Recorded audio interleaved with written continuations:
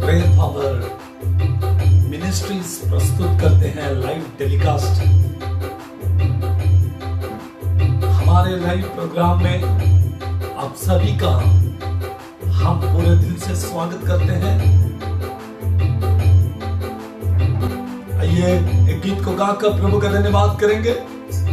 बहुत मेरे प्रिय भाई, मेरे बहन, जो लोग तेलुगु के, मराठी, हिंदी भाषा बोलने वाले और भी अनेक भाषा बोलने वाले हमारे साथ में जुड़कर प्रभु की आराधना करते हैं,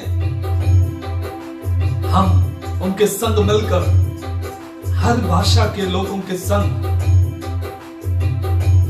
मिलकर प्रभु का धन्यवाद करने का अवसर प्रभु ने दिया। आराधना के समय में केरूबीम और सेराफीम अपने आप को भूलकर प्रभु की आराधना करते हैं, प्रभु की स्तुति और उसकी महिमा करते हैं। ऐसी आराधना में प्रभु ने हमें लेकर आया, ऐसी आराधना करने का मौका प्रभु ने हमें दिया। इसलिए मैं प्रभु को धन्यवाद देते हुए इस आराधना में आप सभी का स्वागत करता हूं। एक तेलुगु गीत गाकर हम शुरुआत करेंगे।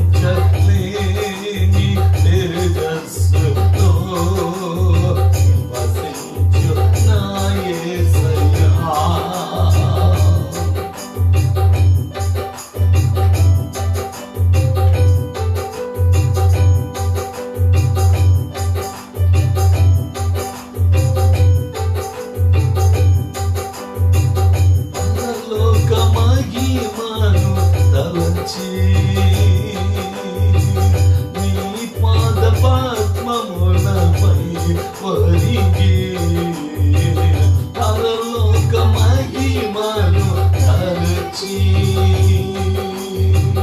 నీ పాద పద్మముల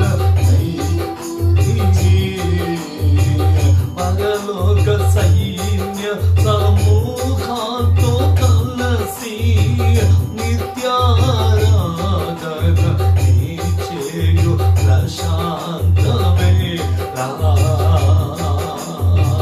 పరలోక సైన్య సమూహంతో కలసి నిత్యారాధన నీ చేయు ప్రశాంతమే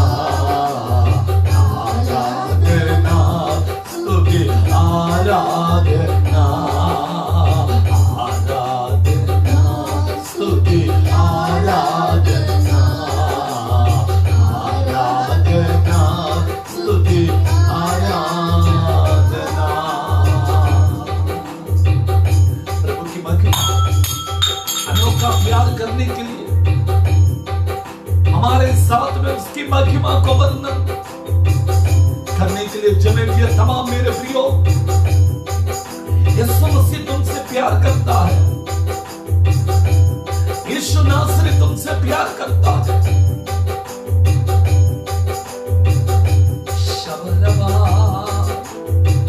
एक हिंदी गीत को गाएंगे हम तुझको महिमा देकर।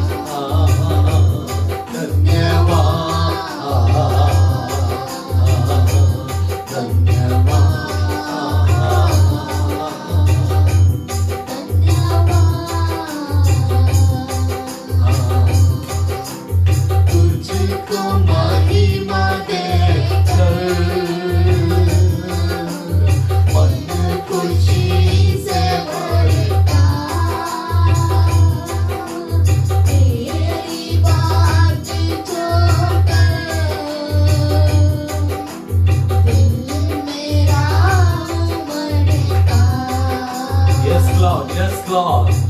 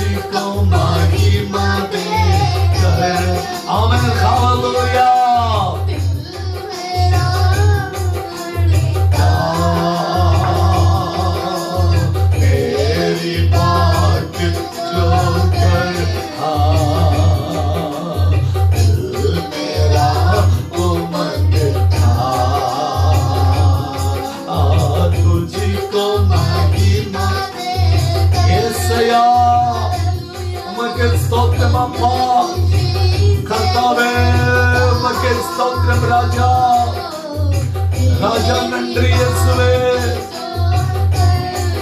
नंद्री नंद्री नंद्री येसप्पा रिबासी अंदर आवाज़ लमा तुझको महिमा दे कर खुशी से भरता येसया मुझे स्तोत्र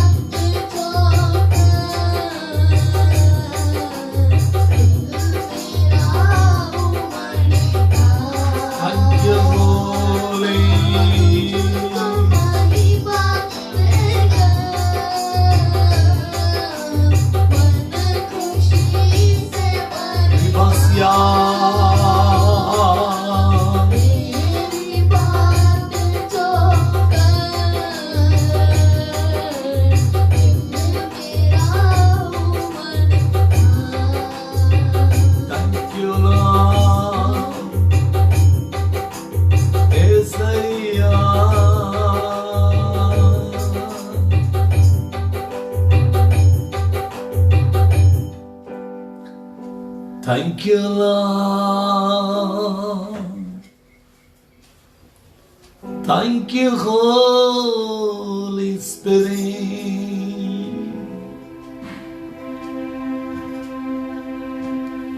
अच्छा अनोखा समय देकर आराधना में प्रभु की महिमा करने के लिए प्रभु ने मौका दिया, इसलिए मैं प्रभु को धन्यवाद देता हूं। और एक गीत को गाकर प्रभु का धन्यवाद करेंगे। आत्मा के तेल का अभिषेक तू, मेरा जीवन का आधार तू। सिकंदरी नमः प्रभु की महिमा की।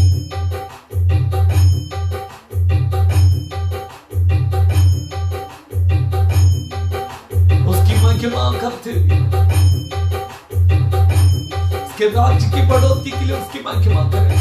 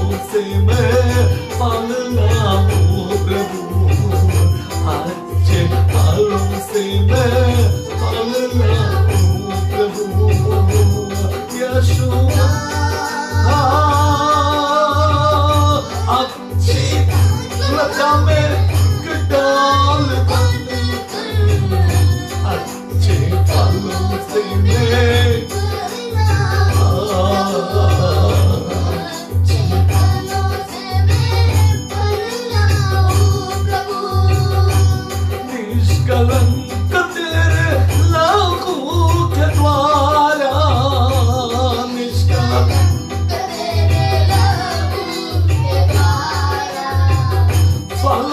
को लाऊं तेरी आत्मा के फलों को लाऊं, आत्मा के अभिषेक देना प्रभु, अपनी आत्मा की अभिषेक देना प्रभु,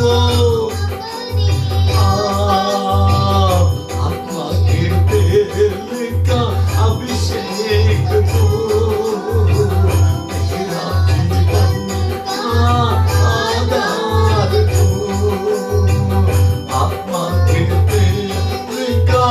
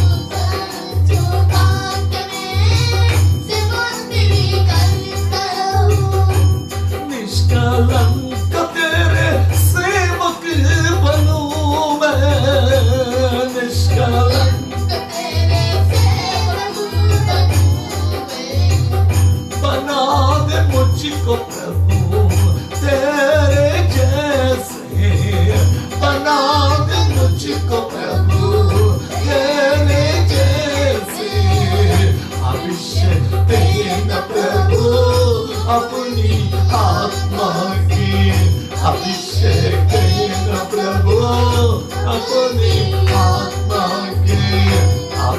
के तेल का अभिषेक तू,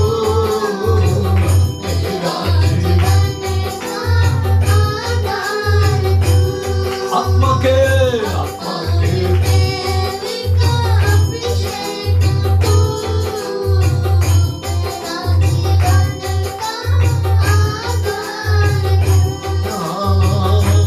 यशुआ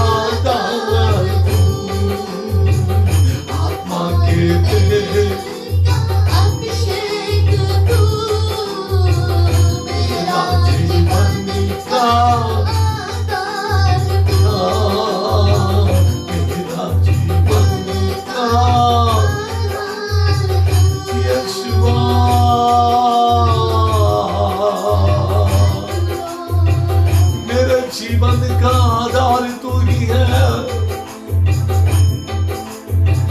मेरे जीने का मकसद तू ही है यीशुआ।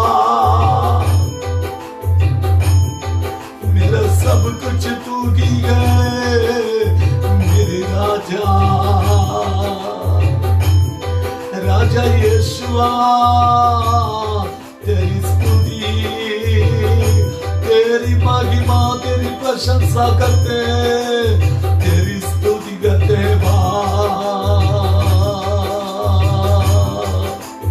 आदर और महिमा हो तेरी,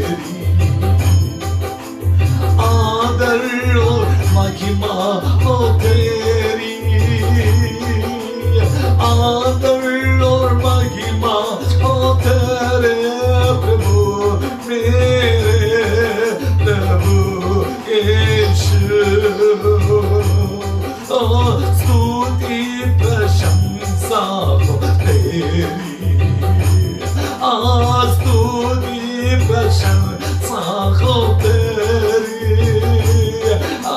स्तुति प्रशंसा हो तेरे प्रभु, मेरे प्रभु यीशु।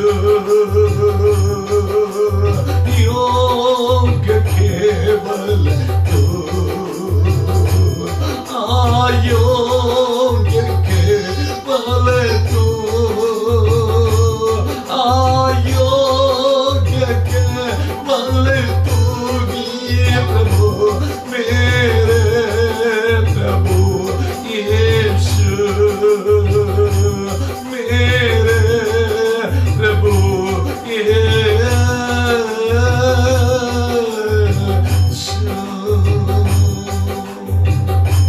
योग्य केवल आप ही है बाप,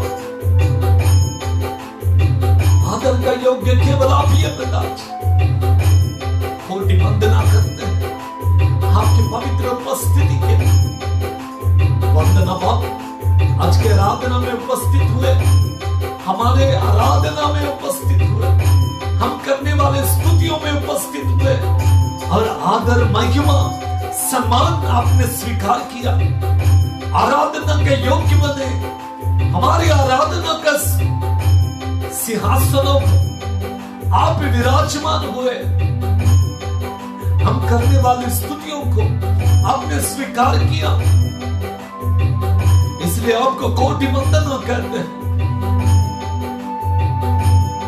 सारा आदर आपको देते हैं बाप,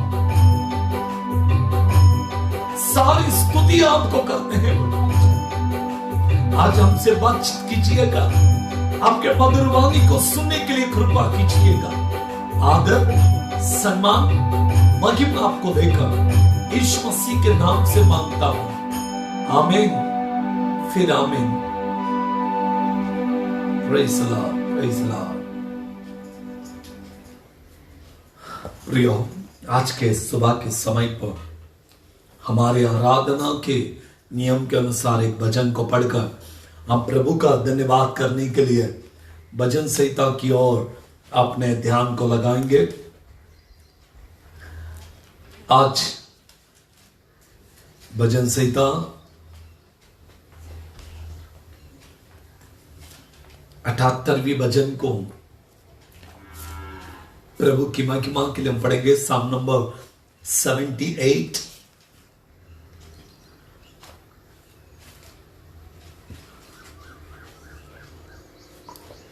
यह भजन नियर अबाउट 72 वर्ड से भरा हुआ है, इसलिए हम 35 तक जाकर रुकेंगे। 35 तो आप लोग हमारे साथ में बने रहे, बाकी 36 से लेकर आगे के 72वीं पद तक हम अगले सप्ताह में पढ़कर प्रभु का धन्यवाद करेंगे। तब तक सिला, तब तक हम रुकेंगे, फुल स्टॉप।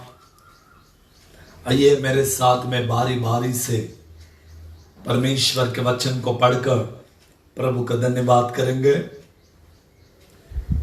भजन संहिता 78वीं भजन, साम नंबर 78। हे मेरे लोगों, मेरी शिक्षा सुनो, मेरे वचनों को की और कान लगाओ। मैं अपना मुंह नीति वचन कहने के लिए खोलूंगा, मैं प्राचीन काल से गुप्त बातें कहूंगा। जिन बातों को हमने सुना और जान लिया है, और हमारे बाप दादाओं ने हमसे वर्णन किया है। उन्हें हम उनकी संतान से गुप्त न रखेंगे, परंतु होनहार पीढ़ी के लोगों से यहोवा का गुणानुवाद और इसकी सामर्थ और आश्चर्य कर्मों का वर्णन करेंगे। उसने तो याकूब में एक चितौनी ठहराई और इस्राएल में एक व्यवस्था चलाई, जिसके विषय उसने हमारे पितरों को आज्ञा दी कि तुम इन्हें अपने अपने बाल बच्चों को बताना कि आने वाली पीढ़ी के लोग अर्थात जो बच्चे उत्पन्न होने वाले हैं वे इन्हें जाने और अपने अपने बाल बच्चों से इनका बखान करने में उद्धत हो। जिससे वे परमेश्वर का भरोसा रखें और परमेश्वर के बड़े कामों को भूल न जाए, परंतु उसकी आज्ञाओं का पालन करते रहे और अपने पितरों के समान न हो, क्योंकि उस पीढ़ी के लोग तो हठीले और झगड़ालू थे और उन्होंने अपना मन स्थिर न किया था और न उनकी आत्मा परमेश्वर की ओर सच्ची रही।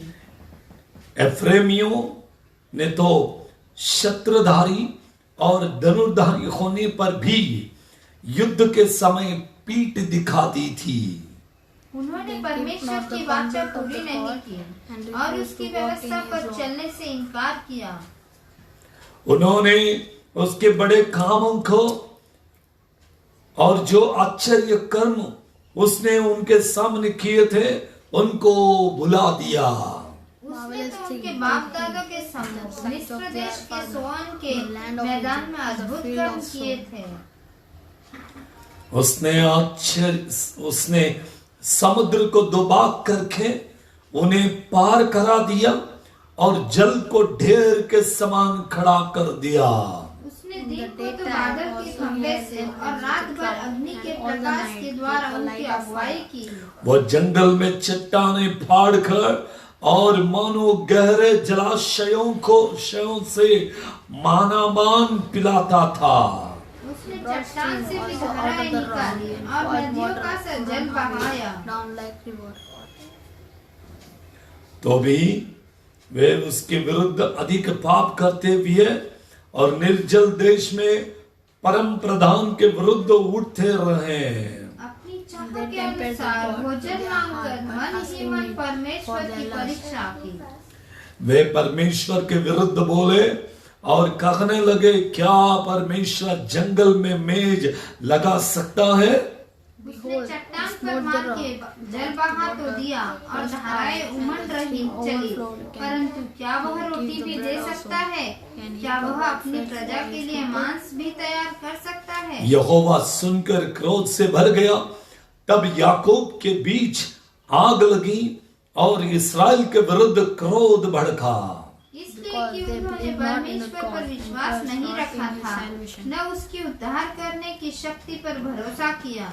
तो भी उसने आकाश को आज्ञा दी और स्वर्ग के द्वारों को खोला और उनके लिए खाने को मन्ना बरसाया और उन्हें स्वर्ग का अन्न दिया। मनुष्यों को स्वर्ग दूतों की रोटी मिली और उनको मन मना भोजन मिला।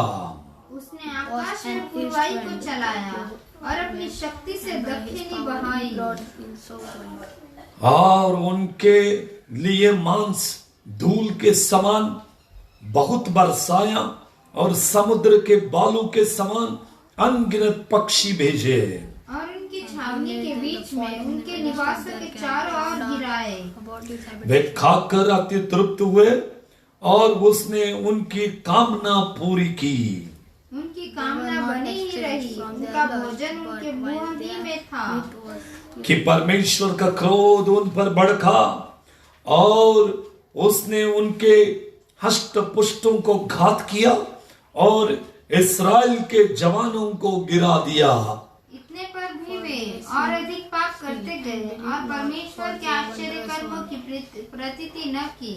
तब उसने उनके दिनों को व्यर्थ श्रम में और उनके वर्षों को घबराहट में कटवाया।